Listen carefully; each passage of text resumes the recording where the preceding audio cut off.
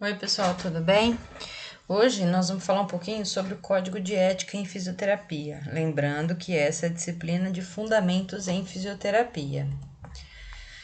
Pessoal, quando a gente fala de saúde, a gente sabe que esse conceito é um conceito que não abrange apenas a falta, né, a doença em si, e sim um bem-estar, um completo bem-estar físico, mental e social, e não apenas a ausência de doenças e enfermidades, como foi dito pela Organização Mundial da Saúde. Para que a gente consiga um bem-estar físico, mental e social, não basta apenas que a gente tenha investimentos em melhorias em todas as necessidades físicas das pessoas, desde infraestrutura, saneamento básico, várias coisas. Nós precisamos também trabalhar com melhorias na qualidade de vida no âmbito social, cultural, para melhorias gerais de um público ou de uma pessoa em si. Mas para que a gente possa intervir, causar interferências, a gente precisa trabalhar com conceitos éticos. E o que é ética? Ética é um conjunto de valores de caráter social que identificam, qualificam e guiam princípios universais, bem como guiam crenças e ações humanas para que a gente consiga atingir aquele bem-estar físico, social e psicológico das pessoas. Essa é uma palavra que vem do grego, né, ethos, e significa aquilo que pertence ao bom costume, a um costume superior, portador de caráter, ou até mesmo um modo de ser. Quando a gente fala de ética, a gente está falando da definição e um estudo que vem desde a Grécia Antiga. Imagina que filósofos, né, antigos começaram a trabalhar com estudos desse caráter, estudo desse tipo de assunto. E com isso houve a necessidade de uma nomeação, de uma caracterização, tá bom? Os filósofos atuais eles definem a ética como algo transcultural, de caráter universal, que mesmo de forma originária de uma determinada cultura, tá? A palavra que vem do grego significa um modo de ser ou caráter. No sentido explícito, ela pode ser definida como um conjunto de normas, regras ou princípios que prescrevem como os seres humanos devem viver juntos, se relacionar com a natureza, os animais, meio ambiente, tá bom? A ética é uma área da filosofia que busca problematizar questões relativas aos costumes, à moral de uma sociedade, sem recorrer ao senso comum. Tá? A ética tenta estabelecer de maneira moderada e com uma visão questionadora o que é certo e o que é errado, e a linha muito tênue entre o que é o bem e o que é o mal. Pessoal, quando a gente está falando aí de ética, a gente tem que entender que essa linha muito tênue do que é certo, do que é errado nas questões éticas, ela vai um pouco além do que a gente avaliar o que é um crime, o que é uma contravenção ou não, tá? Por exemplo, matar é crime, consta no Código Penal. Porém, jogar um papel amassado em via pública não caracteriza como um crime, não prescreve pena, tá? Mas é antiético que você suje as vias públicas, entende? Então, no final das contas, ser ético era agir bem dentro de uma visão global naquele grupo em que a gente busca fazer o que é certo e não causando prejuízos a outras pessoas, ok? Para isso, existem algumas formas de raciocínio que a gente pode utilizar. Se essa sua ação executada ela causa prejuízo a mim ou a outros, essa ação prejudica o coletivo ou só esse grupo de pessoas ao meu redor?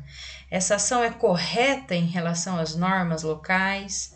E essa balança de certo e errado, ponto positivo, ponto negativo, que a gente está fazendo com essas pequenas perguntas, ela é uma balança moral, tá? De uma pessoa, e com isso vai conseguir desenvolver um senso crítico ético, que é capaz de dizer se as ações que ela vai executar, que ela pretende fazer, estão ou não, serão ou não condenáveis.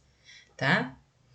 Quer um exemplo clássico? Quando vocês forem fazer uma entrevista com o seu paciente, e aí você vai questionar essa paciente, como começou a dor, por que procurou a fisioterapia, toma algum remédio, não toma remédio, a senhora, o senhor faz tratamento, não faz tratamento, quando foi a data da última relação sexual? Você perguntar isso para uma mulher, para um homem em idade fértil, né, até os 30, 40 anos, não tem um grande prejuízo. Porém, nós sabemos que senhoras e senhores acima dessa idade, 60, 70 anos, talvez você fazer essa pergunta torna-se um pouco cabuloso para eles, né? Algo que vão deixá-los assim. Então, como é que a gente vai abordar essa pessoa? Existe a necessidade de alguns questionamentos? Quais são os questionamentos que a gente deve fazer ou não? Então, é por isso que é interessante a gente estudar um pouquinho essas questões éticas para que a gente possa avaliar melhor esse nosso paciente, esse grupo de pessoas. Definir o estudo de ética, ela vem desde a Grécia Antiga, como a gente já falou. E os filósofos que quando descreveram isso de caráter transcultural, é que existem alguns sensos de julgamento que por mais que não sejam de um grupo único, é sabido que isso não é interessante. Por exemplo, matar é bom, é interessante? Não, né? Nem aqui e nem em lugar nenhum. Consequentemente, causar uma lesão ou injúria a outras pessoas, além de prescrever como crime, né? Também caracteriza como falta de alguma ética ou de alguma moral localizada ali, tá?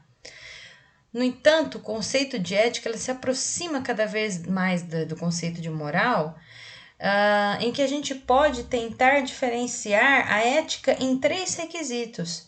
Quando a gente fala de percepção de conflitos, ou seja, grau de consciência de que isso está acontecendo, você consegue perceber que suas palavras geram conflito pessoal ou dentro de um grupo, que as suas ações, que suas atitudes, não é? Você consegue observar que as suas vestimentas ou que causa algum conflito, né? Aqui no Brasil, talvez a sua roupa não cause nenhum conflito, mas se você for à Arábia Saudita ou algum país desses orientais, talvez as mulheres tenham que se vestir de forma diferenciada, não é? Os homens também, não é autorizado vestir bermuda, viu? Nas questões de autonomia, quando a gente se coloca entre a emoção e a razão. Não, eu vou brigar por esse paciente porque ele precisa ou você quer que ele precise, porque você de alguma forma se afetou a ele, né? E questões de coerência, em que a sua fala, os seus pensamentos e as suas atitudes são coerentes para com aquela pessoa ou aquele grupo, isso trará alguma alteração ou alguma melhoria, tá? Existem diversos tipos de ética. A descritiva, tá? Em que a gente se ocupa com a origem e os costumes de um grupo ou de uma pessoa em si, ou seja, a forma com que se desenvolvem, desaparecem os conhecimentos de diversos tipos de pensamentos, não é? Então, existe essa ética em que você vai descrever se determinada ação ou atitude é ou não é, cabe ou não cabe dentro daquele contexto. Quando a gente trabalha de ética, com ética analítica ou metaética, é uma análise filosófica de termos e conceitos éticos, bem como o bem, o mal, tá? Justiça, injustiça, dever, obrigação. Quando você vai, por exemplo, questionar um acompanhante, um cuidador, um filho de uma pessoa específica, em que você vai dizer, olha, você precisa intervir para com esse idoso, esse adolescente, esse adulto, essa criança, né? Existe essa ética analítica, esse filho, essa filha, esse pai, essa mãe são responsáveis. Então você vai ter que analisar o quadro de uma forma geral e observar se existe ou não algum senso ético ali. A ética normativa, por exemplo, ela é responsável por estudar o conjunto de normas que regulam ou norteiam condutas humanas. Essa ética normativa nós vamos falar um pouquinho mais para frente, bem como a associação dela a uma ética aplicada. E isso é algo que se caracteriza como estudo dos aspectos éticos de um problema pessoal e social, tá? A ética aplicada, ela é uma deliberação a respeito de aspectos éticos com repercussão individual e coletiva. É o que motiva a criação de códigos de éticas específicos, tá? Códigos de deontologia e ética dentre cada uma das profissões ou grupos de profissionais, tá?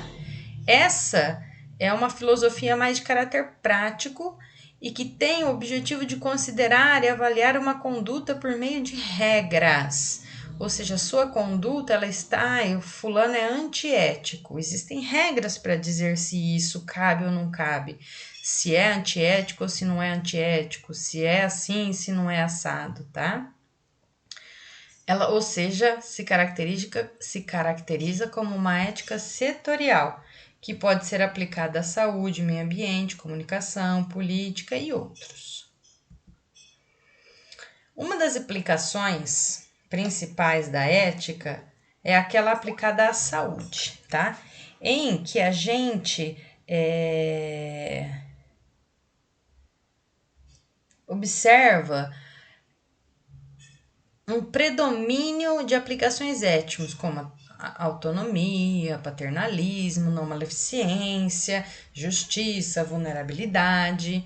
Vocês vão observar, quem ler a Lei 8080 do SUS, ela fala das questões de universalidade, integralidade e equidade. Equidade não é igualdade, é tratar os iguais como iguais e os desiguais de forma desigual. As pessoas que apresentam maior necessidade receberão maior atenção, quem tem menor e assim sucessivamente. Mas não é o tema da nossa aula de hoje, tá bom? Então, essa questão bioética, né, ela abrange várias coisas, como a gente está lendo aí. Uma das principais é essa questão de beneficência, não maleficência. Beneficência significa fazer o bem em seu sentido filosófico e moral. Possui uma regra norteadora, na verdade, né? Em que algo que vai nortear os profissionais, tá? Para o bem do paciente, o bem-estar das pessoas, os interesses do grupo, segundo alguns critérios bem fornecidos pela prática profissional, que a gente vai observar quando a gente lê o Código de Ética um pouquinho mais para frente. Essa ética, essa questão da beneficência na ética, ela deve ser compreendida segundo uma via de mão dupla, em que a gente vê, né, a gente observa, tem a visão de não causar danos e ao mesmo tempo de maximizar os possíveis benefícios e minimizar os prejuízos. A beneficência ela é relacionada com a excelência profissional, ou seja, o profissional de saúde deve agir para o benefício do outro, né, do seu paciente no caso, fazendo o que é melhor para o paciente do ponto de vista técnico, assistencial e bem como no ponto de vista ético. O profissional deve promover ações para prevenir e remover o mal ou dano, bem como deve atuar pensando na saúde física, emocional e mental do nosso paciente. Já a maleficência é algo que está relacionado com a obrigação de não causar mal ou danos, nenhum tipo de dano, na verdade, tá? De forma intencional, bem como prevenir danos de caráter acidentais. A não maleficência se constitui como um mínimo ético do dever profissional, que quando não é cumprido, coloca os profissionais de saúde em uma situação de má prática ou até de negligência. Lembrando que negligência, imprudência e imperícia constam do Código de Ética também, constam do Código Penal, perdão. Em diversas situações, imagina, por exemplo, agora, nessa pandemia, que o risco ele é inseparável da ação ou procedimento indicado, Portanto, quanto maior os riscos de causar dano, mais justificado deve ser o emprego de procedimentos para que ele seja considerado um ato correto a um ponto de vista ético. Ora, você atenderia um paciente sem utilização de máscara, luva, capote, gorro? Você entraria numa unidade de tratamento da Covid-19 sem estar devidamente paramentado, não é, com as EPIs necessárias e sairia de lá na boa? Qual a probabilidade de você carrear esse vírus que tanto é falado hoje em dia para fora de uma unidade dessa? Qual a possibilidade de você levar essa doença para outras pessoas e contaminá-las? Ah, mas eu não estou sentindo nada. Mas se você sair da sua casa, se você teve convivência ou contato com qualquer pessoa que teve o vírus e não se resguardar, ou se o seu teste der positivo, e por mais que você não apresente sintomas, você ainda pode estar disseminando a doença, não é? Então, além dessa questão de não maleficência, também tem essa questão que foi dita aqui, como por exemplo, a autonomia, não é? A autonomia, aqui ó. Essa descrição é a capacidade da pessoa de decidir, fazer ou buscar o que julga ser melhor para si.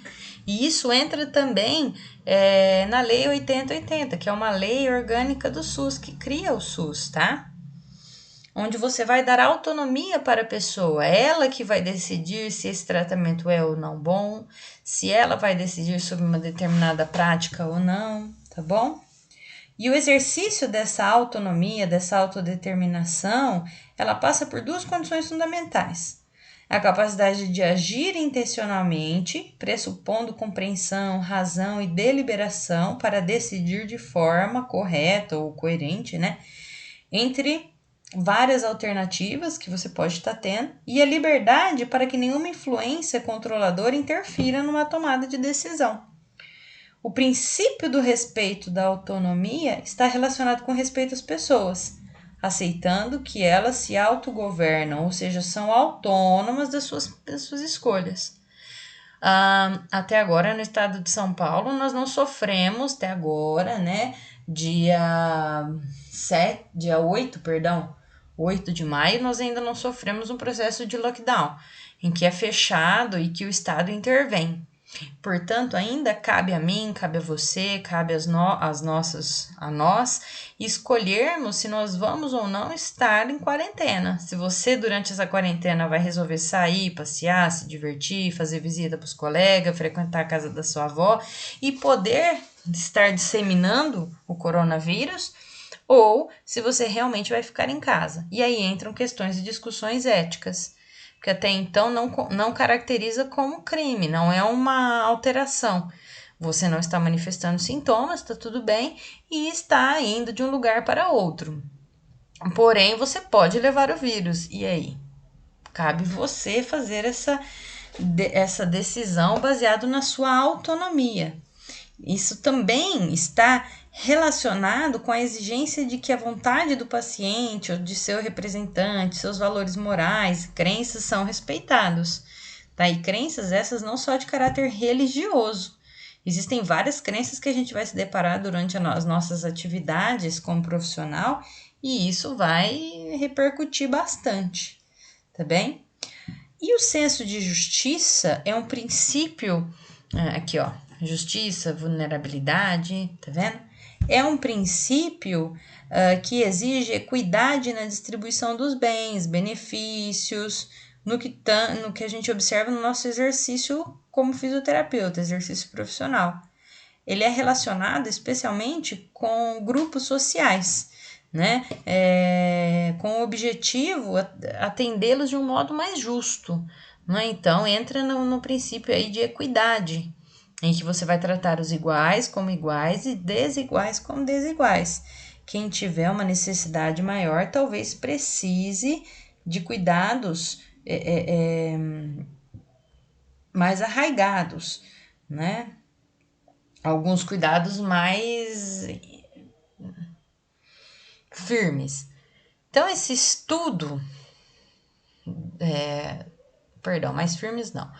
Imagina uma pessoa que está infartando, está com quadros de hipertensão não controlada, descompensação do seu diabetes, ele deve ser atendido antes ou depois de você que está com dor de cabeça, talvez um desarranjo intestinal, quando você está na emergência do hospital. Ah, eu tô aqui há 4 horas. Vai esperar mais 4, se necessário for, porque vai chegar um infartado, uma pessoa com um derrame ou outras doenças, então eles serão atendidos na sua frente, não importando o horário que você chegou, entendeu? Isso aí é só uma noção. Bom, perdão, tava falando da bioética, né? Bioética, pessoal, é o estudo sistemático das dimensões morais, incluindo visão moral, decisão política, conduta de ciências da vida e dos cuidados em saúde, empregando uma diversidade de metodologias éticas em um ambiente interdisciplinar, ou seja, que abrange várias disciplinas, vários profissionais. Ela é, portanto, uma abordagem de caráter multidisciplinar, interdisciplinar, né, pautada na colaboração e interação da diversidade das ciências biológicas, sociais e humanas, né, em que você incorpora, por exemplo, o professor que é de humanas, está lá dando aula para as crianças de primeira e quarta série, e orientar esse professor que ele tem que ensinar a necessidade de não deixar água parada no vasinho para não dar dengue, de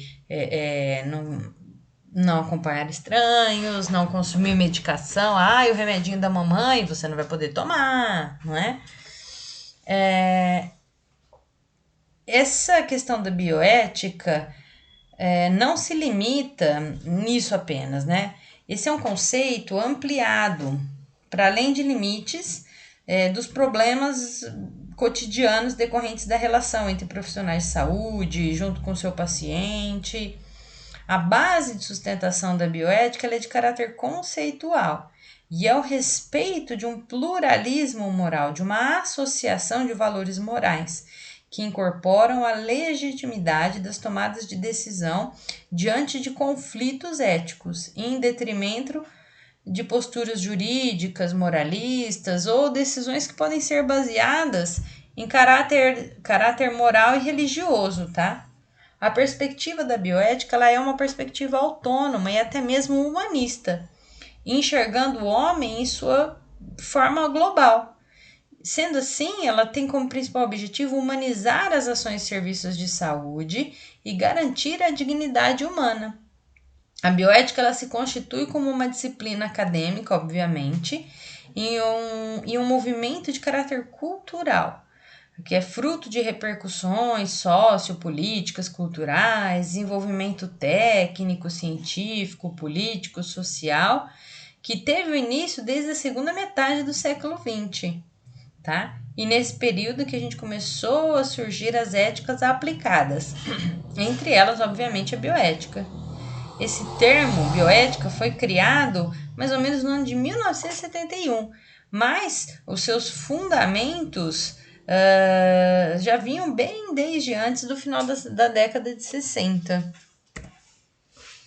E aí, quando a gente fala de ética profissional, quando a gente fala de código de ética profissional, a gente está falando de uma especificação em relação a um recorte, a um grupo específico dentro de uma sociedade. É mais fácil a gente definir quando a gente observa grupos de trabalho, grupos de profissionais. Nós temos um grande grupo chamado saúde, né? Trabalhadores da saúde. Dentro desse grande grupo, nós temos pequenos grupos, médicos, enfermeiros, dentistas, fisioterapeutas, biomédicos. E cada um desses subgrupos, apesar de termos uma ética de senso comum nessa grande esfera chamada saúde, cada um desses subgrupos de profissionais apresentam códigos e informações éticas específicas sobre a sua profissão. Ou seja, normas técnicas que ditam o que é certo e o que é errado, o que é válido e o que não é válido, tá bom?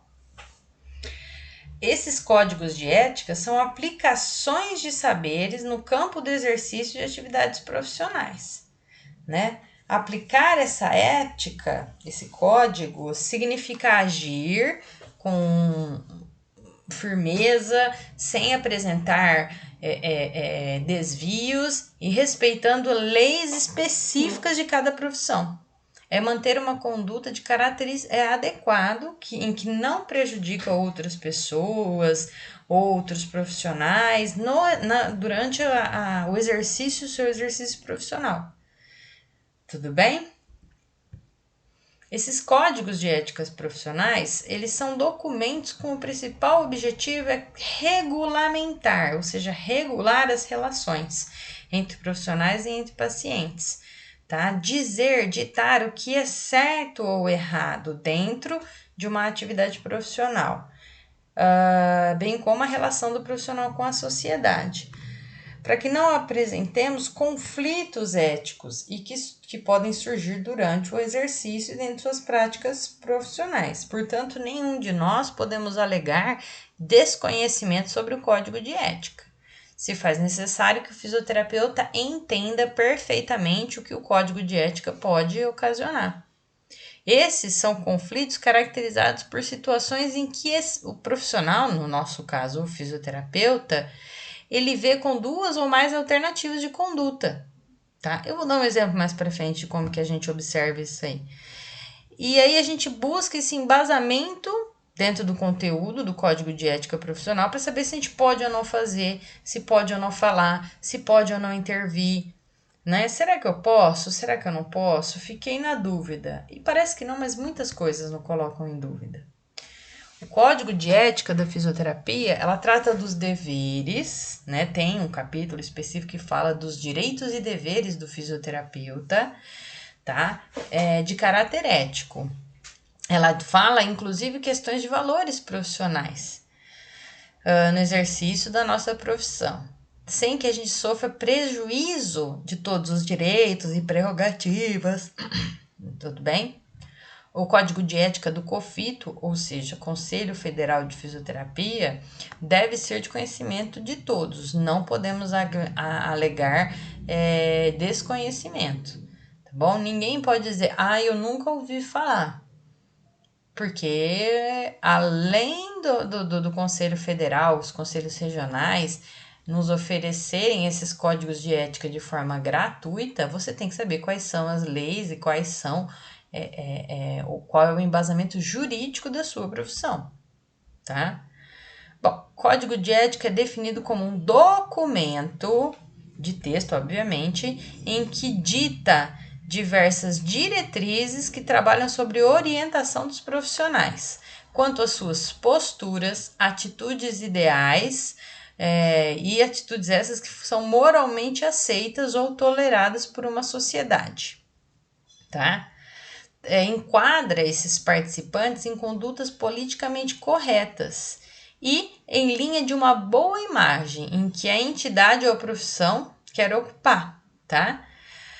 Inclusive incentivando a voluntariedade e a humanização dessas pessoas e que, em vista da criação de algumas atividades profissionais, é redigido, analisado e aprovado pela sua entidade de classe, organização ou governo competente. Tudo bem, pessoal?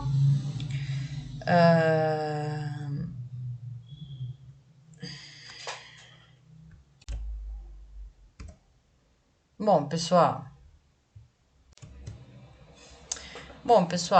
o nosso código de ética, o código de ética da fisioterapia, ele nada mais serve do que, além de nos dizer o que podemos ou não fazer, para que a gente possa responder esse tipo de pergunta. Por exemplo, você induziria um cliente seu a realizar um procedimento, mesmo sabendo que não é o ideal a situação que ele apresenta, mas que por qualquer motivo você domina essa técnica, você quer colocar ela em prática, ou porque talvez você acha que poderia ser bom, né?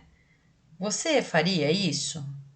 Então, pessoal, o código de ética, ele vem para nos responder a essas perguntas. Tá certo? Tá errado? Posso fazer? Não posso fazer? Então, existe essa necessidade de resposta com um embasamento jurídico para tais perguntas como essa, tá? O CREFITO, Conselho Regional, COFIT, Conselho Federal de Fisioterapia, na sua Resolução 424, de 8 de julho de 2013, estabelece o Código de Ética e Deontologia da Fisioterapia. Códigos de éticas profissionais se caracterizam como consolidação dos princípios éticos assumidos por uma sociedade. E é importante não esquecer que eles são mutáveis, obviamente, né? E eles se constituem como um conjunto de normas éticas, morais e regras administrativas, com a finalidade de assegurar a qualidade do exercício da profissão e o renome da incorporação. Os códigos, eles são criados, né, por entidades responsáveis pela profissão. No caso, órgãos regulamentadores, como Corefito, como, por exemplo, CRM para medicina, tá? O CRF para o Conselho Regional de Farmácia. E esses códigos são criados por essas entidades para estabelecer normas a serem respeitadas pelos profissionais, e eles são oficialmente adotados por esse corpo profissional.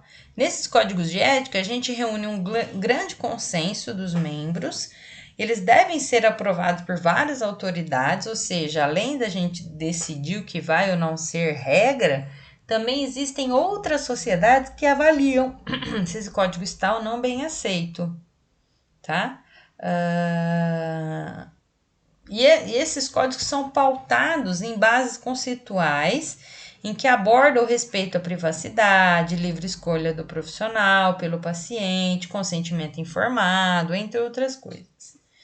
Essas atualizações que eu falei que podem ser feitas, as modificações, eles devem ser feitos de forma regular, frente a novas situações advindas das evoluções científicas e tecnológicas que se apresentam.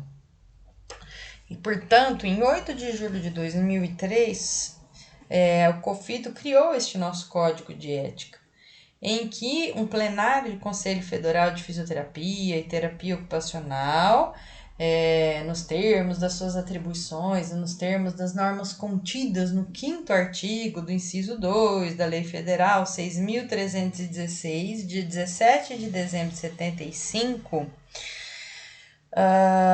resolve aprovar o Código de Ética e Deontologia em Fisioterapia, nos termos de normas contidas na presente resolução.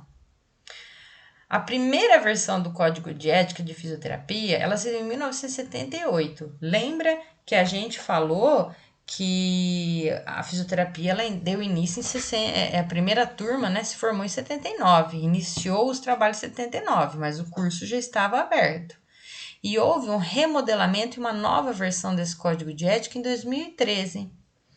Ele é posterior à definição de saúde como direito de cidadania, tá? Da emenda da Constituição Federal, tá? Esse Código de Ética de 78, lembrando que a nossa Constituição foi feita em 80, tá? E bem como dentro dele não continha, ele não estava falando a mesma língua, andando em associação com a Lei Orgânica da Saúde, que é a Lei 8080. Então, na necessidade de uma boa mudança de conceito histórico, a versão atual do Código de Ética Profissional do fisioterapeuta, ele pode ter incorporado algumas discussões sobre valores, ideais, ele pode ter absorvido várias questões que são descritos nessas duas leis, né, na nossa Carta Magna, que é a Constituição Federal, bem como na Lei 8080. Esse é um código responsável por exercer a função normativa e o controle ético, científico e social do exercício do fisioterapeuta e, obviamente, terapeuta ocupacional em todo o território nacional. O Conselho Federal de Fisioterapia, que é responsável, né, pela criação e pelas modificações necessárias. Então, esse órgão regulamentador, o COFITO, ele é responsável pelas resoluções que estabelecem o Código de Ética e Deontologia da Fisioterapia e Terapia Ocupacional. O primeiro Código de Ética Profissional em 1978, foi publicado em Diário Oficial da União, alguns dias depois da sua criação, tá?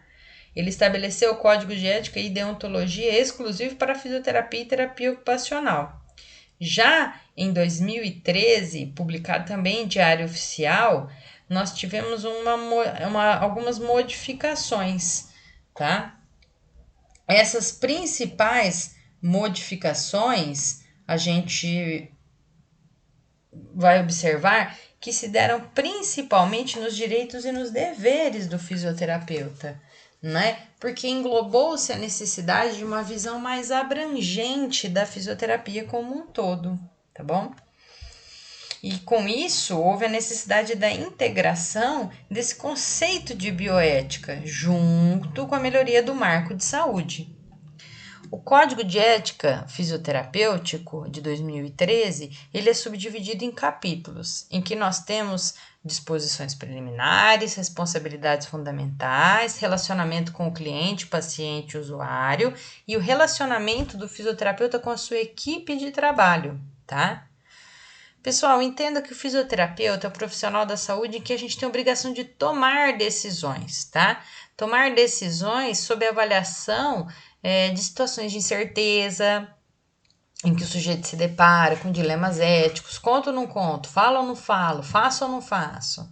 O desenvolvimento de aspectos éticos durante a formação profissional, na área da saúde, em associação a outras áreas, em decorrência, por exemplo, por intermédio de identificação de modelos, da imitação dos mesmos e da familiarização dos comportamentos. Esse é um processo que envolve a necessidade de conhecer os problemas de prática profissional, avaliá-los e questionar-se se eles estão ou não certos, se eles são ou não relevantes, se determinadas atitudes a serem tomadas são ou não válidas, tá? Pessoal, agora nos próximos slides eu vou literalmente ler o Código de Ética para vocês e com isso tecer comentários a respeito do que é um senso comum, tá? Pretendo deixar de fora as minhas observações pessoais, mas isso não exclui que vocês façam as suas, ok? Infelizmente não estamos em uma sala de aula, porque poderíamos fazer uma roda de conversas e de discussões, em que cada um poderia fazer sobre vários pontos, artigos e parágrafos desses códigos de éticas aos seus apontamentos pessoais, tá? Quando a gente fala em código de ética, em lei orgânicas de saúde, entenda que você está lendo, nós estamos lendo o ideal. E às vezes algumas coisas a gente não consegue colocar dentro do nosso convívio durante as nossas atividades profissionais. Então, esse código de ética, ele trata dos deveres do fisioterapeuta no que tange ao controle ético do exercício da sua profissão, sem prejuízo aos direitos prerrogativos assegurados pelo ordenamento jurídico. O que é que você pode ou não pode fazer, tá bem?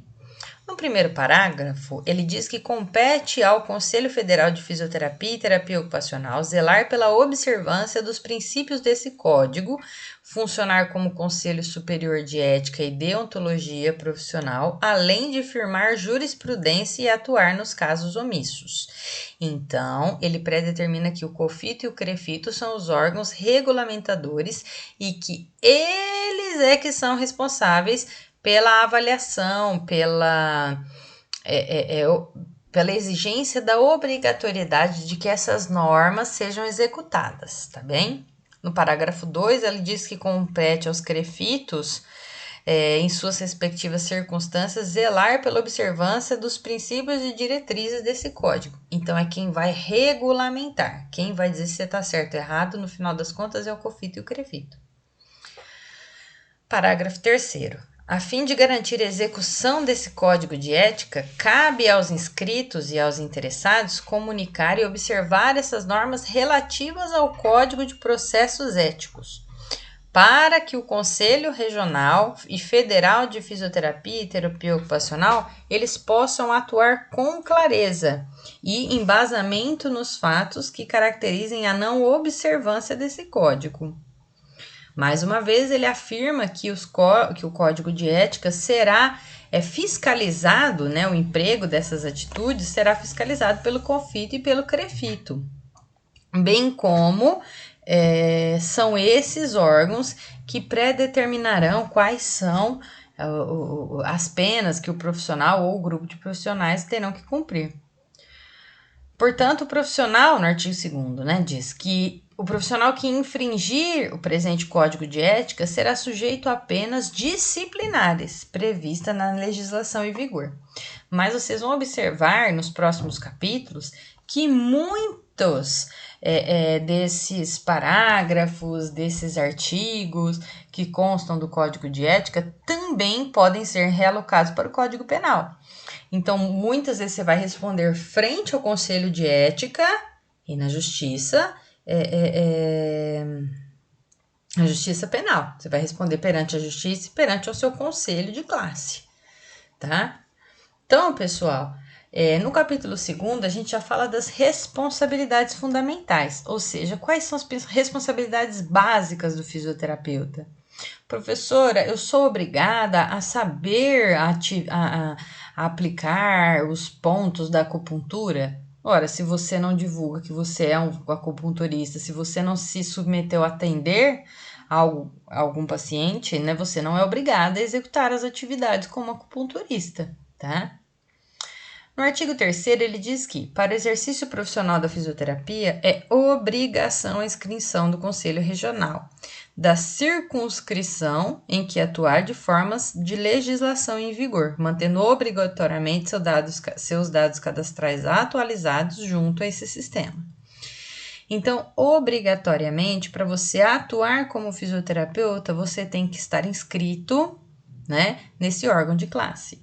Você tem que fazer uma inscrição, em que você vai ter que apresentar vários documentos, dentre eles, obviamente, o seu diploma profissional ou atestado de conclusão de curso, né? Para que você seja inscrito nesse órgão de classe e assim, junto a outras coisas que eles vão predeterminar, né? Inclusive o pagamento de anuidade, você vai ter que estar inscrito, manter todos os seus dados cadastrais em dia. É obrigatório o fisioterapeuta portar a carteirinha de identificação profissional durante a prática de atividades. Então, obrigatoriamente, quando você, depois de inscrito e na sua vida profissional, para qualquer atividade, qualquer atendimento que você for fazer, você tem que carregar sua carteirinha profissional junto consigo, né? A atualização do profissional, ela deve ocorrer a cada ano, respeitando as regras específicas quanto ao recadastramento nacional. Quando você for chamado, existe a necessidade de um recadastramento. Algumas vezes, você apenas tem que alegar que não houve mudanças. Não mudei de casa, não mudei de especialização, não houve alteração, não é? O fisioterapeuta é o indivíduo que presta assistência ao ser humano, tanto no plano individual quanto coletivo, participando da promoção da saúde, prevenção de agravos, tratamento e recuperação da sua saúde, cuidados paliativos, sempre tendo em vista a qualidade de vida, sem discriminação de qualquer forma ou pretexto, segundo os princípios do sistema de saúde vigente no Brasil. Princípios de saúde, esse que é o SUS, não é? Em que você tem um atendimento universal, equalitário, né? E descentralizado. São os 3 princípios do SUS, esse. Porém, o fisioterapeuta tem que prestar essa assistência, obviamente, ao ser humano. Professora, mas fisioterapia de cachorro é feito pelo médico veterinário, tá bom? Não sei por quê, mas eu sei que é. Porque no nosso código de ética, ele predetermina, ele deixa bem claro que o fisioterapeuta ele presta assistência ao indivíduo, ao ser humano, de forma individual ou até mesmo coletiva. No artigo 5º, ele diz que o fisioterapeuta avalia sua capacidade técnica e somente aceita a atribuição ou assume encargo quando capaz de desempenhar. Dei o exemplo da acupuntura. Você é formado em acupuntura? Sabe aplicar as agulhas? Sabe como fazer? Sabe quais são os pontos que você tem que mobilizar? Não sabe? Então você não pode dizer que está apto a desempenhar tal função e não pode tentar fazê-lo sem que você seja devidamente treinado, devidamente formado para essa técnica e não é obrigado a aceitar. Ah, eu sou fisioterapeuta, ortopédico, nunca me especializei em fisioterapia cardiorrespiratória, em UTI. Eu sou obrigada a trabalhar na UTI? Não, não é. Mas outras coisas você deverá aceitar. E no exercício da atividade profissional, o fisioterapeuta ele deve observar as normatizações e recomendações relativas à capacitação e à titulação emanadas pelo Conselho Federal de Fisioterapia e Terapia Ocupacional. Professor, eu fiz um cursinho lá que ensinou mais ou menos a fazer umas massagens. Eu posso falar que eu sou fisioterapeuta dermatofuncional? Especialista em dermatofuncional? Não. Não pode. Você é fisioterapeuta que executa atividades de massagem, de não sei o que, não sei o que lá, não sei o que lá, não sei o que lá. Tá? Mas, para você se auto-intitular como determinada área, você precisa passar por uma formação e obrigatoriamente passar por uma avaliação de reconhecimento de títulos. Artigo 6º. Fisioterapeuta protege o cliente, paciente, usuário e a instituição, bem como o programa em que trabalha, contra danos decorrentes de imperícia, negligência ou imprudência por parte de qualquer membro da equipe de saúde, advertindo o profissional faltoso. Se o fisioterapeuta é responsável por proteção e prevenção da saúde de forma geral, nós temos que observar os nossos colegas também e falar para eles, não é? Que eles estão faltando com ética ou bem como eles estão executando atividades de caráter impreciso, negligenciável ou imprudente para com seus pacientes. Se esse colega não mudar de postura ou suas atitudes, ou seja, se necessário for, você representa a chefia imediata ou a instituição ou até o Conselho Regional de Fisioterapia e Terapia Ocupacional e outros órgãos competentes, a fim de que sejam tomadas as medidas cabíveis para salvaguardar a saúde, a participação social, o conforto e a intimidade do cliente, paciente e usuário, bem como das famílias ou a reputação do profissional e dos membros da equipe.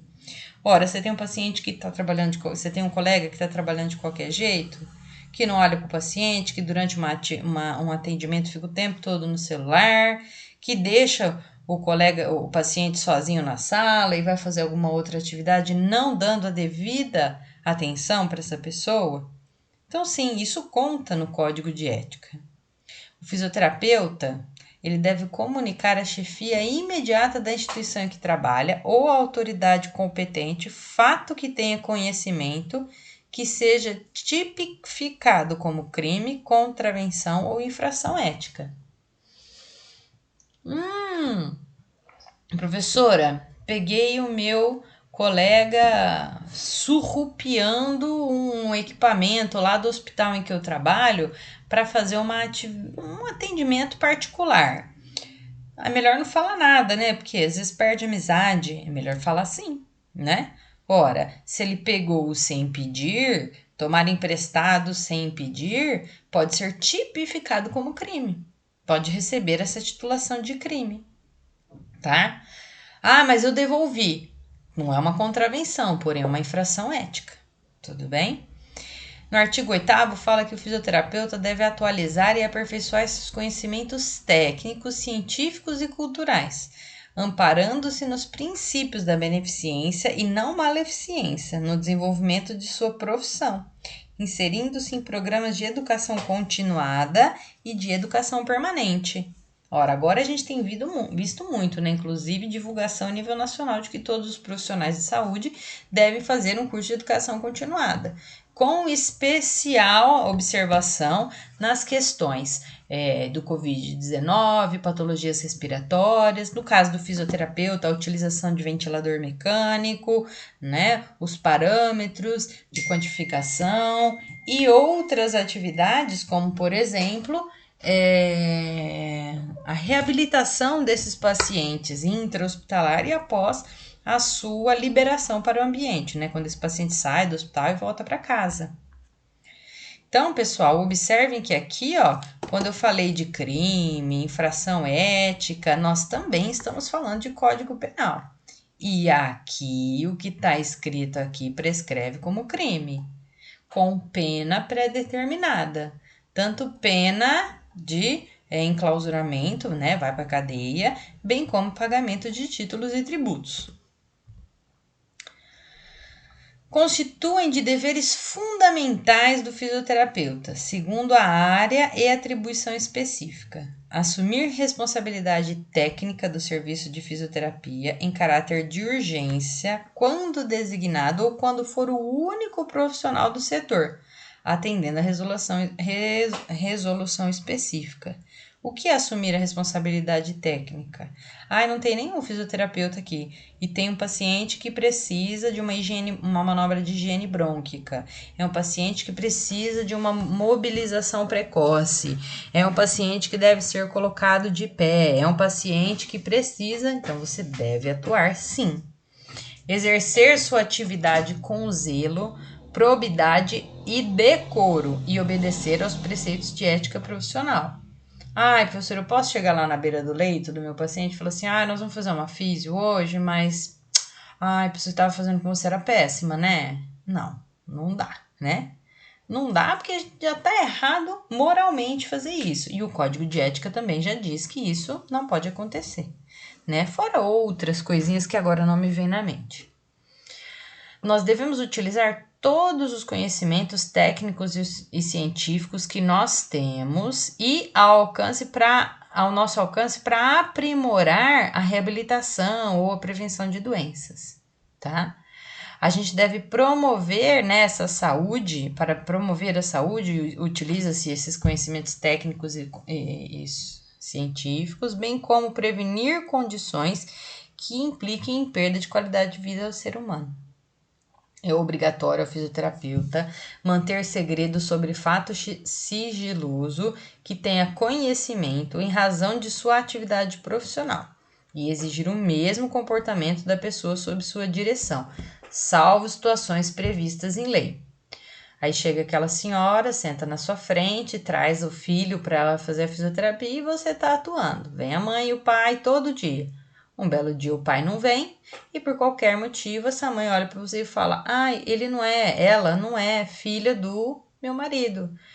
Eu me envolvi emocionalmente com outra pessoa e ela nasceu e consequentemente ele não é o pai da criança. Você jamais, por mais que você ache que está certo, está errado, o que está, o que não está, jamais você pode levar essa informação para frente, tá? Bem como se o paciente olha, o meu diagnóstico é de doença X, estou com câncer, tenho tanto tempo de vida, né? Vou morrer logo, mas eu não quero que minha família fique sabendo. Para eles eu estou fazendo uma fisioterapia só para ficar bem, me manter bem, tá tudo certo.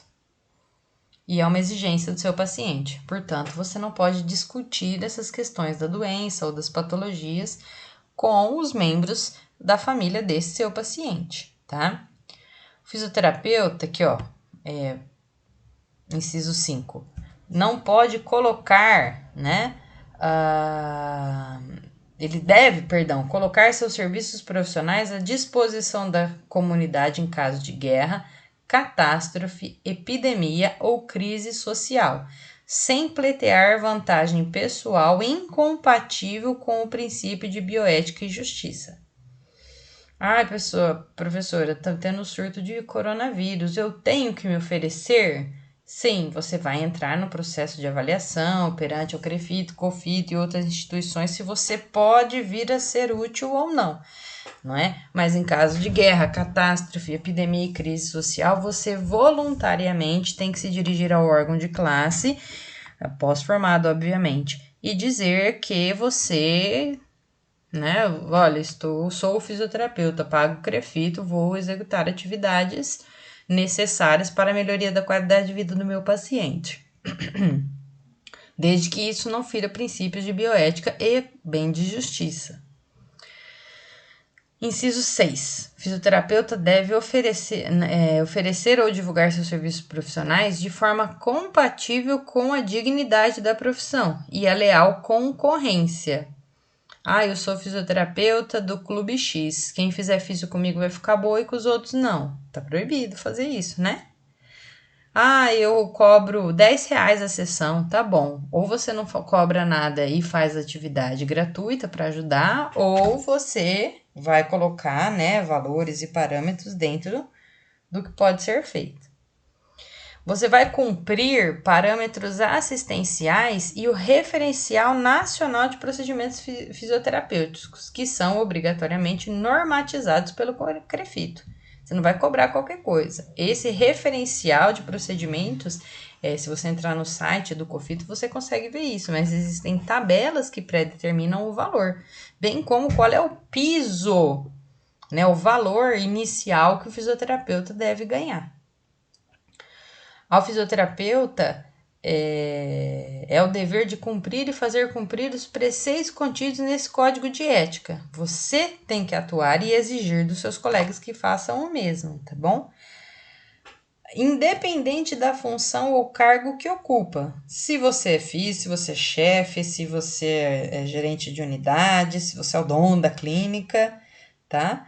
E levar ao conhecimento desses órgãos regulamentadores, CREFITO, COFITO, o ato atentatório a qualquer de seus dispositivos, salvo as situações previstas em legislação específica, tá? Então, os principais deveres, assumir responsabilidade técnica em caráter de urgência, se solicitado for, ou o único profissional, exercer sua atividade com zelo, probidade e decoro, utilizar conhecimentos técnicos científicos e os aprimorar constantemente, manter sigilo sob fato sigiloso ou que cause grande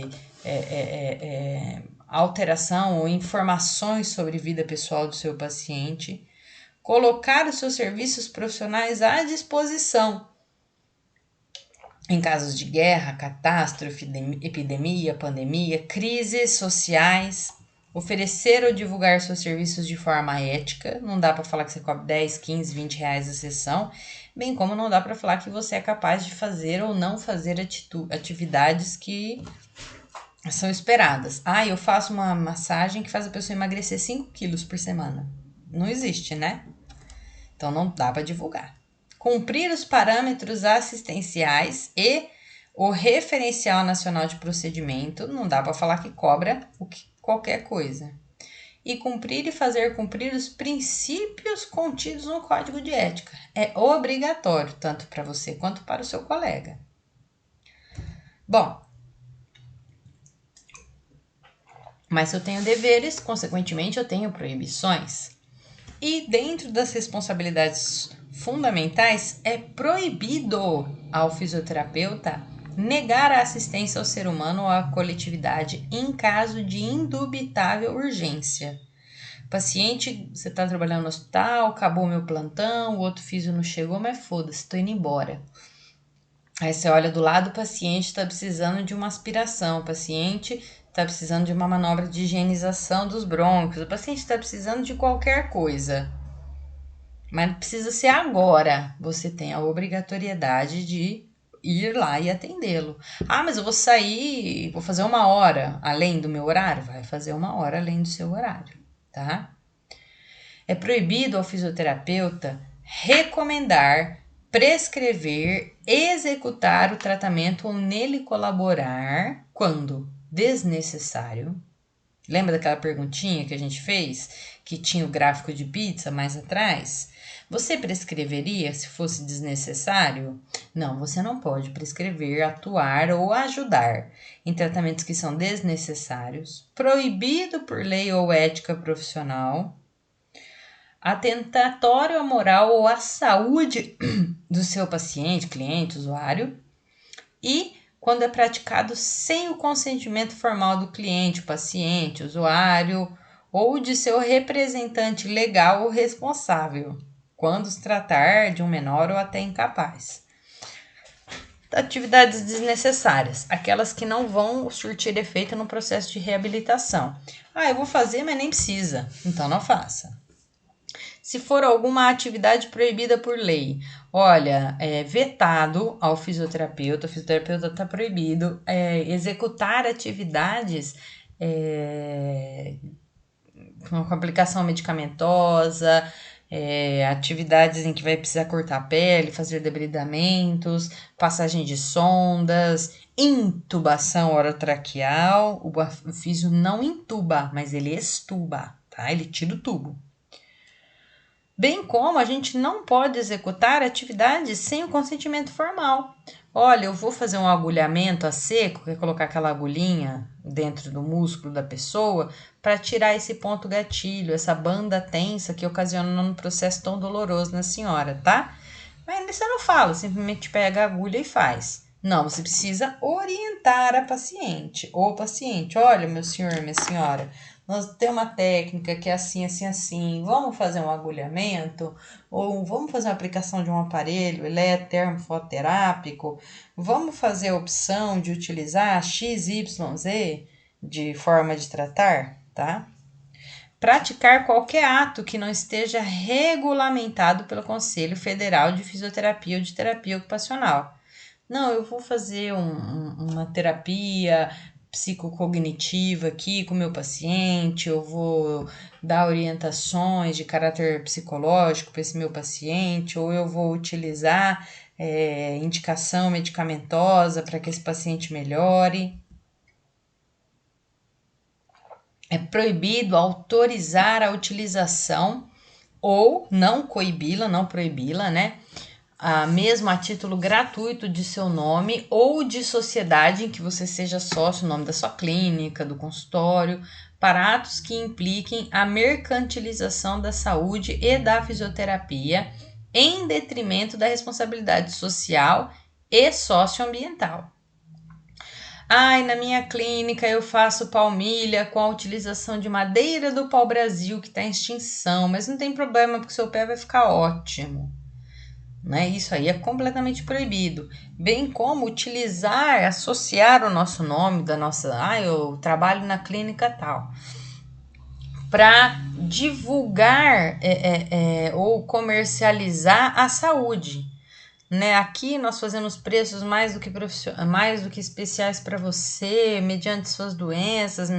Você pode vir aqui, cada 10 sessões que você fizer, eu vou te dar uma de presente. Isso não pode ser feito, tá bom? O fisioterapeuta é proibido de deixar de atender a convocação dos conselhos regionais e federais de fisioterapia e terapia ocupacional ao qual ele pertence, independente de qual for. O conselho fez uma exigência para que o fisioterapeuta vá de tal hora, para fazer a eleição do novo presidente ou do novo responsável pelo conselho, não é? Você deixou de ir, bem como, olha, todo fisioterapeuta deve fazer inscrição, né, no site ou no conselho, para que ele possa receber um curso de nivelamento sobre o coronavírus. Então, é obrigatório que você atenda a essa convocação. É proibido ao fisioterapeuta usar da profissão para corromper a moral e os costumes, cometer ou favorecer contravenções e crimes, bem como adotar atos que caracterizem assédio moral e sexual. Pessoal, corromper moral e costumes, desde aquele grupo de pessoas, aquele ambiente de pessoas, bem como a induzir esse paciente a ter mudanças dentro da sua família, das suas atividades. Você pode induzir o seu paciente, você pode sugerir e não induzir, palavra escolhi errado. Sugerir, você pode orientar ao seu paciente quanto a mudanças que são necessárias e interessantes das suas atividades diárias. Olha, vamos tentar introduzir uma alimentação melhor, vamos tentar mudar, tá comendo muito lanche, muita pizza, muita tranqueira, vamos tentar mudar isso aí para melhoria das qualidades. Lógico, quem faz indicação de cardápio, de orientação nutricional é o nutricionista. E a gente pode fazer, por exemplo, a orientação quanto à prática de atividade física. Olha, vamos iniciar com uma atividade de impacto baixo. Vamos iniciar com uma caminhada, tantos metros por dia, por tanto tempo, tantas vezes por semana. Vamos introduzir essa mudança, né? Só não posso, por exemplo, fazer com que tenha mudanças tão bruscas, né, dentro das atividades cotidianas do seu paciente, tá? Bem como é proibida a indução de convicções políticas, filosóficas, morais, ideológicas e religiosas quanto ao exercício das suas funções profissionais. Ora, eu sou espírita e meu paciente é evangélico, eu não posso induzi-lo a crer no espiritismo, tá? Mas já sabemos que política, futebol e religião não deve ser discutida, ainda mais dentro de ambientes profissionais, em que talvez cada um vá ter uma opinião diferenciada. Existem outras coisas mais importantes para serem faladas e discutidas, como, por exemplo, o processo de reabilitação, as observações de graus de melhoria, não é? É proibido ao fisioterapeuta deixar de comunicar no Conselho Regional de Fisioterapia e Terapia Ocupacional recusa, demissão ou exoneração de cargo, função ou emprego que foi motivado pela necessidade de preservar os legítimos interesses da sua profissão. Ora, a clínica que te contratou, o centro de reabilitação que te contratou, Não, vó, você vai trabalhar aqui, mas você vai ensinar para os teus pacientes que agora eles têm que começar a idolatrar outro Deus, que é diferente do que eles estavam acostumados, e não importa. Você tem que dar um jeito desse povo largar a mão, disso aí fazer tal coisa. Ah, tá proibido, né? E você deve comunicar ao conselho de classe, né? Bem como fazer declarações, atestados, imagem ou carta de agradecimento, fazer esse tipo de divulgação emitida por cliente, paciente, usuário ou familiar deste em razão de serviço profissional prestado. Ah, eu faço fisioterapia, eu vou levar isso aí, o meu paciente me deu uma cartinha, uma criança bonitinha de agradecimento, não deve postar isso em mídias sociais, tá?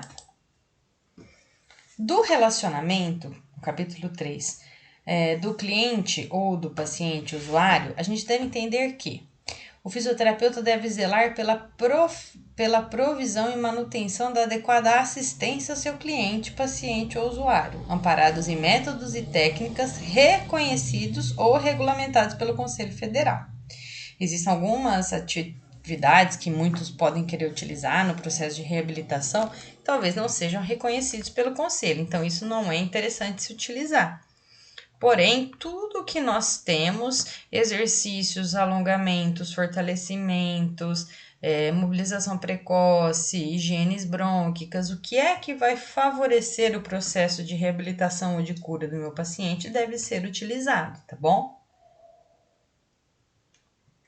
O fisioterapeuta ele deve se responsabilizar pela elaboração de um diagnóstico fisioterapêutico, que é diferente do diagnóstico médico, tá? Você vai fazer um diagnóstico cinético-funcional desse seu paciente, aonde você vai instituir e aplicar um plano de tratamento específico para essa patologia, doença, tá? E conceber a alta pelo cliente, paciente, usuário, ou quando julgar necessário, ou encaminhar para outro profissional. Olha, o meu tratamento não está surtindo efeito. Vou te encaminhar para um colega meu que é especialista ou em que consegue atuar dentro de uma outra área que talvez eu não consiga. Bem como já fez a fisioterapia, o paciente paga particular, por mais que ele pague em dia, se ele não tiver mais a necessidade, já estiver reabilitado, você vai encaminhá-lo para um profissional de educação física para que ele mantenha aquele quadro. O fisioterapeuta deve zelar para que o prontuário desse paciente permaneça fora do alcance de estranhos. Aquilo é um documento ao qual o paciente, e exclusivamente o paciente ou seu cuidador, né, em caso de pessoas incapazes, podem ter acesso. Porém, não é para ficar rodando na mão de todo mundo. Vou pegar lá os prontuários da físio, vou dar para meus alunos ler, vou dar para o povo ficar aqui mexendo. Olha esse paciente aqui, ó, o nome da doença dele, olha aqui, ó, olha aqui. Não, tá errado, isso não pode, tá bom? Ainda dentro desse relacionamento, a gente constitui como deveres fundamentais, dentro da assistência ao paciente, respeitar a vida humana desde a sua concepção até a morte. Então, desde o útero materno até quando o paciente estiver sendo enterrado ou após estar enterrado. Jamais o fisioterapeuta deve cooperar em ato em que voluntariamente se atente contra a vida humana, ou a coloque em risco, ou risco de integridade física, psíquica, moral, cultural, social, tá bom? O fisioterapeuta deve prestar assistência ao ser humano, respeitados a sua dignidade e os direitos humanos, de modo a que a prioridade no atendimento obedeça às razões de urgência, independente de qualquer consideração relativa à raça, etnia, nacionalidade, credo, e entre outras. Dei um exemplo anteriormente. Quem vai ser atendido primeiro? Quem está infartando ou quem é mais velho? Quem está tendo um derrame ou quem está com criança de colo? Né? Então, a prioridade aqui, no caso, vai mudar. E isso nós temos esse embasamento. Vou te processar, eu tô aqui faz 2 horas, você ainda não me atendeu, e foi atender essa mulher que chegou aí infartando. Ela é mais urgente que você, portanto, ela será atendida primeiro. O fisioterapeuta deve respeitar o natural pudor e a intimidade do cliente, paciente e usuário. Olha, minha senhora, nós vamos fazer exercícios para o assoalho pélvico, tá bom? Então, eu vou precisar fazer a palpação da sua região do períneo. Você observa que a mulher inicialmente fica ruborizada, treme, gagueja, demonstrando sinais de que não quer que seja submetida a esse tipo de avaliação. Não faça. Você deve respeitar. Não, mas eu tenho que levantar a saia? Eu tenho que descer a tirar a roupa íntima? Ai, meu Deus. Não, então vamos fazer de outra forma, viu? Vamos fazer assim, ó. A senhora vai fazer lá na sua casa, a senhora me fala como é que tá sentindo, e aí a gente vai tentar modificar. Ou, se não for possível fazer a avaliação da área, consequentemente não utilizaremos atividades ou técnicas para reabilitar essa área, tá? Isso é só um exemplo, tá bom? Nós temos que informar ao nosso cliente, paciente, usuário quanto à consulta fisioterapeuta, o diagnóstico e prognóstico fisioterapêutico, bem como objetivo de tratamento, condutas e procedimentos a serem adotados, esclarecendo ou não, né? Esclarecendo ao paciente ou ao responsável legal deste. Então, você vai fazer uma avaliação do seu paciente e você não vai dar o mesmo diagnóstico que o médico. Você está com lombalgia. Olha, o que eu consegui observar nessa sua coluna é que ela aumentou muito a curva da lordose lombar. Isso se dá por um aumento da protusão abdominal, que cresceu a barriguinha, tá puxando a coluna para frente. E aí nós estamos tendo compressões e pensamentos radiculares de raízes nervosas que saem da coluna, o que diminui a movimentação, o que faz com que o paciente você tenha mais dificuldade para isso, aquilo outro, entendeu? Esse é o diagnóstico. E, portanto, você vai orientar, olha, nós vamos trabalhar exercícios para isso, alongamentos assim, assim, assim, o meu objetivo com você é esse, eu acho que a gente vai conseguir até aqui e tal. Tudo bem? O fisioterapeuta também deve prestar assistência fisioterapêutica respeitando, obviamente, os princípios de bioética. Eu vou tentar tal técnica, eu vou testar tal exercício. Não, você vai descobrir primeiro se aquele exercício, se aquela técnica é benéfica para o seu paciente ou para aquele grupo. E aí você pode implementá-la dentro do seu processo de reabilitação. Se não for, não vai poder, tá bom? Então, pessoal, Nós somos obrigados a zelar pela provisão e manutenção adequada à assistência do meu paciente. Deve-se responsabilizar pela elaboração de um diagnóstico único e instruir e aplicar o plano de tratamento, tá? Bem como conceber a alta. Você tem que dar alta para o seu paciente. A gente vai zelar pelos prontuários e toda a documentação do meu paciente referente ao tratamento. Tá? Não tem que ficar olhando se o bonezinho dele tá bonitinho, se o cinto tá legal, mas sim por todos os documentos ofertados. Então, se ele trouxe um raio-x para você olhar e por qualquer motivo você precisa ficar com esse exame lá por um tempo, dê um prazo e fala, ó, tal dia eu te devolvo, na próxima sessão eu devolvo, e devolva o exame intacto, tá? O fisioterapeuta tem que obrigatoriamente respeitar a vida humana em todo o seu trajeto, desde a formação até o processo de senilidade, senescência, tá bom? A gente deve prestar assistência ao ser humano, respeitando a dignidade, os direitos humanos, de modo a que a prioridade no atendimento obedeça à razão de urgência, independente de qualquer consideração. Não pode julgar, questionar o paciente quanto à raça, etnia, condições socioeconômicas, orientação sexual, tá? Todos devem ser tratados da mesma forma. Se a técnica pede que você utilize técnicas de terapia manual, independente de qualquer uma dessas divergências, você deve utilizar a mão. Ou não, né? Existem muitas técnicas que você vai usar equipamentos eletrotermofototerápicos ou outras técnicas, bem como atividades de exercício ativo. Abandonar cliente, paciente, usuário no meio do tratamento, sem garantia de continuidade e assistência, salvo por um motivo relevante, é proibido. Pessoal, quando a gente tá com o nosso paciente, você tá executando uma técnica ou o que quer que seja, você simplesmente some, não responde, não fala nada, não orienta, não deixa nada. Salvo motivos relevantes, isso se torna completamente proibido. Meu namorado, meu amigo, meu parente me chamou para ir viajar para praia com ele. Amanhã tem uns 4 pacientes, mas depois eu vejo o que eu faço. Vai viajar e simplesmente não dá um respaldo, né? Não dá uma orientação. É diferente de, por exemplo, eu fiquei muito doente, fui parar no hospital e não vou poder atender. Porque por qualquer motivo não estou apto ou hábil a isso.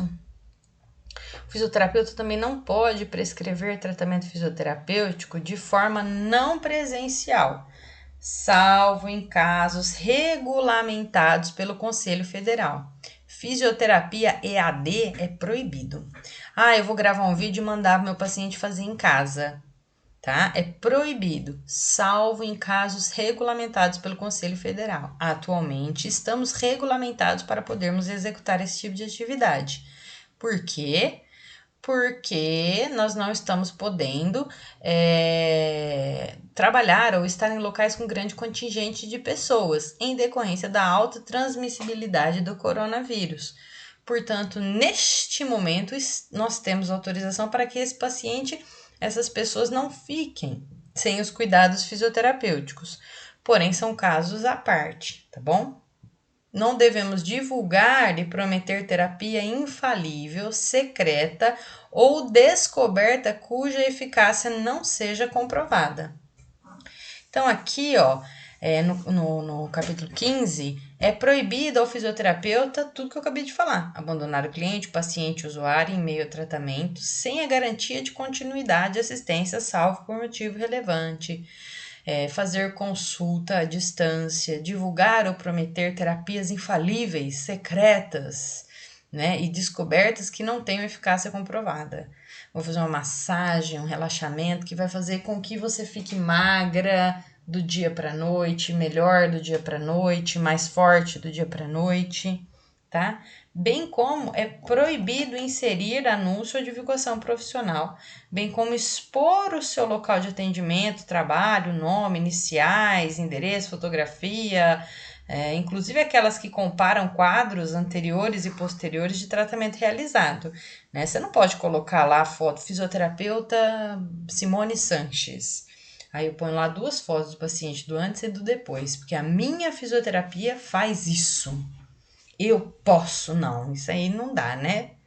Ah, professora, mas tem um monte de esteticista que faz. Mas aí é o código de ética do esteticista, o órgão regulamentador lá que tem que ver isso aí. No caso, o Crefito tá proibindo. Vai por mim, não faz não, tá?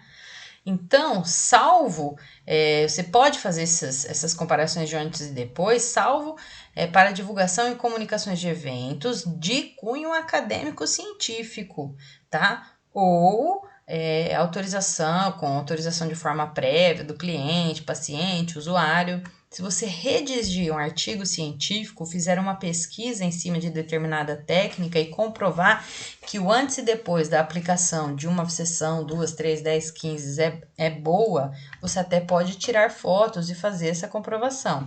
Salvo, com exceção, obviamente, se for para esses casos. Vou fazer uma exposição, uma palestra científica com os alunos da fisioterapia, vou fazer um artigo, descrever um artigo ou outra, né, uma apresentação, uma exposição de banner, numa semana acadêmica, num congresso nacional, aí isso se torna uma visão diferenciada.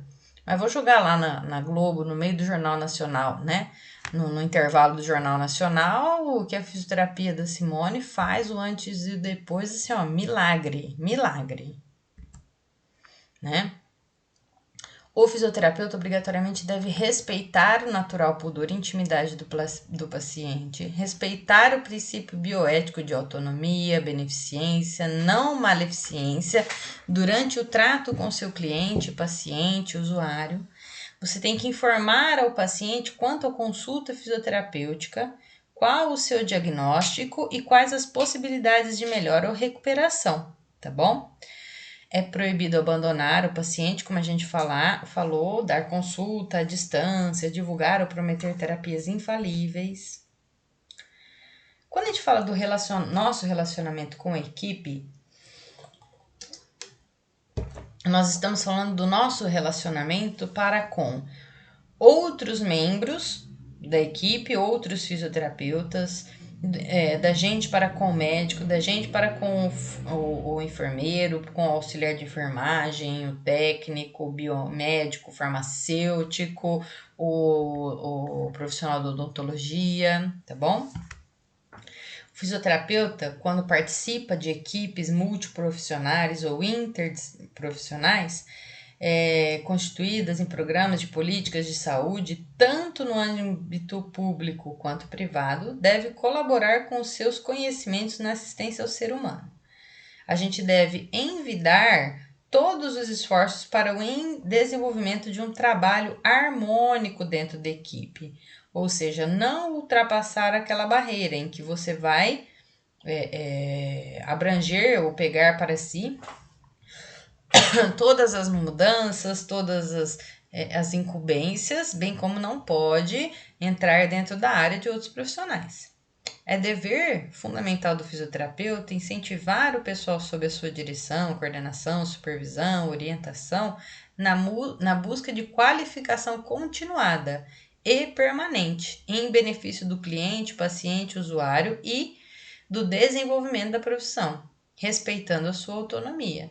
Olha, vamos fazer umas pesquisas, vamos buscar uns artigos, pessoal, eu preciso que vocês estudem mais isso, porque a gente está, deixando muito a desejar para o nosso paciente, a gente não está levando os conhecimentos necessários, tá bem? A responsabilidade do fisioterapeuta por erro cometido em sua atuação profissional não é diminuída, mesmo quando cometido o erro na coletividade de uma instituição ou de uma equipe e será apurado na medida de sua culpabilidade. Ah, mas todo mundo aqui faz assim. Desde que eu cheguei, todo mundo falou que eu tinha que fazer assim. E aí aconteceu um viés de paciente e não ficou bem. Você está errado, porque você não pode negligenciar. Para todas as técnicas empregadas, você deve obrigatoriamente conhecer indicações e contraindicações.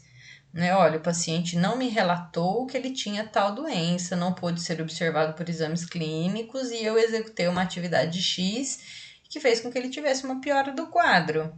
Mas se ele não te relatou, se ele negligenciou essa informação, você não responde por isso. Porém, caso você saiba e mesmo assim resolva executar a atividade, você responde legalmente por isso.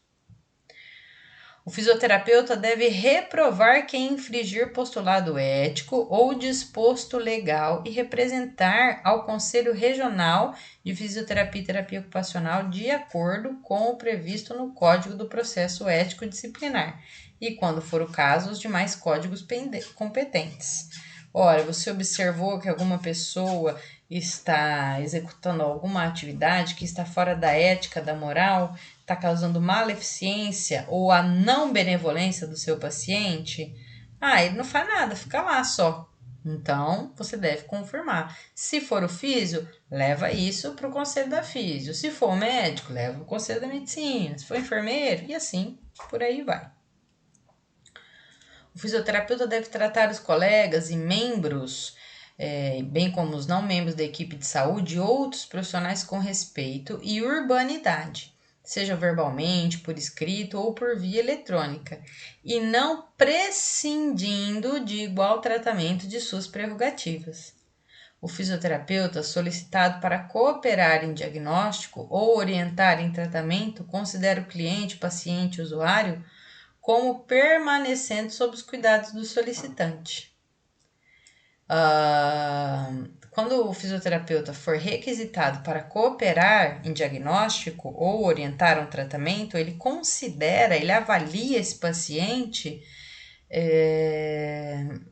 que ele estará sob os cuidados permanentes daquele que pediu a ele. Ou seja, o meu colega, fisioterapeuta, médico, enfermeiro, quem quer que seja, pediu para eu dar umas orientações. Ok, eu não posso assumir para mim esse paciente. Eu passo algumas orientações e, ao final, olha, então faz isso, e aí você fala para o fulano de tal, seu fisioterapeuta, quais foram, o que aconteceu, se melhorou, se não melhorou, se foi, se não foi.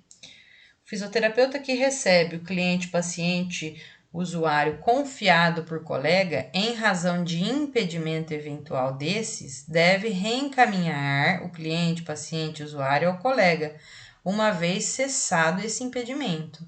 Seu colega pediu para você atender um paciente porque ele ficou doente, porque ele teve um problema, uma coisa ou outra, passou, melhorou, você deve devolver esse paciente para essa pessoa. Falou, olha, o fulano já melhorou, então a partir de agora você retoma o atendimento para ele. Estou trabalhando numa equipe com vários fisioterapeutas, vou tirar férias. Este paciente que era meu será atendido durante esses 30 dias de férias pelo meu colega, porém, ao meu retorno, no caso, né, esse paciente volta a ser meu, tá? Fisioterapeuta que... Bom, já falei. Torna-se assim proibido ao fisioterapeuta concorrer a qualquer título para que outro pratique crime, contravenção penal ou que infrinja o postulado ético profissional, tá? Bom, isso aí é óbvio, né? Acho que não precisa nem de explicação. Eu vou ser o chefe daquela sessão em que, quando o paciente entra, ele é submetido a um tratamento experimental sem o conhecimento deste. Tá proibido, né? Pleitear cargo, função ou emprego ocupado por colega, bem como praticar ato que importe em concorrência desleal ou acarrete danos ao desempenho profissional do colega e aos legítimos interesses da profissão. Eu quero ser o chefe daquele local que eu tô, mas o meu colega é mais capacitado. Mas não importa, eu quero ser o chefe. De todo jeito eu quero ser o chefe. Tá todo mundo falando que vai ser ele, então eu vou dar um jeito de ele ser. Isso aí tá proibido, tá bom? É proibido utilizar sua posição hierárquica para impedir, prejudicar ou dificultar seus subordinados para que eles realizem seu trabalho ou atuem dentro dos princípios éticos. Eu quero que você faça uma traqueostomia, se aplique uma injeção no meu pai. Olha, eu não posso, eu sou fisioterapeuta, eu não tenho esse conhecimento, não recebi esse treinamento. Não, mas eu quero, se vira. Eu sou seu chefe. Se você não fizer, vai acontecer isso, isso e aquilo. Também é um ato proibido, tá? É proibido ao fisioterapeuta concorrer de qualquer modo para que outro exerça ilegalmente a atividade própria do fisioterapeuta. Eu tenho uma clínica aqui, mas, putz, estou meio sem grana para contratar outro físio agora. Então, eu vou contratar umas duas menininhas da estética, que tá fazendo curso, fez um curso de massagem ali, e eu ensino para ela mais ou menos assim, ó, como é que faz as coisas, elas vão fazendo. E assim, ó, eu nem preciso pagar, ou pago pouquinho, né? Tá errado, porque se não é fisioterapeuta, não deve fazer fisioterapia, tá? O fisioterapeuta não pode permitir, mesmo que a título gratuito, que o seu nome conste do quadro de pessoal de hospital, casa de saúde, ambulatório, consultório, policlínica, ou seja, qualquer instituição pública ou privada ou estabelecimento, que pode ser os dois, o nome da pessoa não pode estar lá sem que ele exerça atividades como fisioterapeuta. Não, eu vou falar que você atende aqui na minha clínica, mas você nem atende, eu sei, mas é só para falar, para juntar uns pacientes. Tá proibido. Se você não é funcionário de lá, se você não trabalha lá, não presta serviço lá, não pode ter o seu nome vinculado com aquilo lá. Tá bom? O fisioterapeuta também não pode permitir que o trabalho que ele fez seja assinado por outro profissional, bem como a gente não pode assinar o trabalho que foi feito por outra pessoa. E o pessoal você chega para trabalhar no hospital, a enfermeira pediu para minhas auxiliares fazerem lá as massagens, umas batidinhas no peito para descolar o catarro, aspirou, fiz aí para você, assina aqui, tá proibido. Proibido. Bem como se chegar algum cara e falar assim, nossa, tô super atrasado, atendi o paciente lá, evolui, carimba e assina para mim? Não, não posso. Amanhã o senhor faz, depois você faz, tá? O fisioterapeuta não pode angariar ou captar serviços, cliente, paciente, usuário, com ou sem intervenção de terceiros, utilizando recurso incompatível com a dignidade da profissão, ou que implique em concorrência desleal. É proibido também desviar de forma antiética para outro serviço, cliente, paciente, usuário, que esteja em atendimento fisioterapêutico em instituição.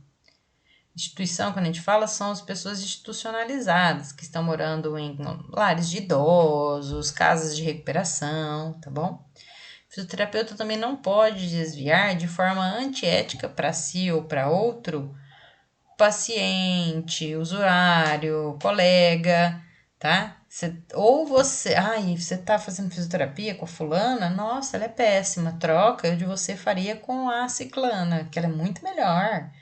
Isso não se faz, tá? É proibido ao fisioterapeuta atender cliente, paciente, usuário que saiba estar em tratamento com o colega. Ressalva as seguintes hipóteses. Quando o colega pedir, óbvio, né? Olha, eu vou tirar férias, vamos pensar num cenário mais bonito, né? Vou tirar férias, preciso viajar um pouco, mas eu tenho uns pacientes que não dá para liberar. Você não atende? Tudo bem, foi um pedido do meu colega, portanto eu farei esse tipo de atividade. É proibido atender essas pessoas em caso indubitável de urgência, tá? Você pode atender esses pacientes de outro colega em caso indubitável de urgência. A pessoa bateu na tua clínica, esse fisioterapeuta não está, ou por qualquer motivo não atende o telefone, não respondeu mensagens. Eu tô passando muito mal, eu tô com muita dor, eu preciso de uma intervenção fisioterapêutica. Então, você vai melhorar o quadro doloroso desse paciente e devolver ele para a atividade, pro fisioterapeuta normal, tá?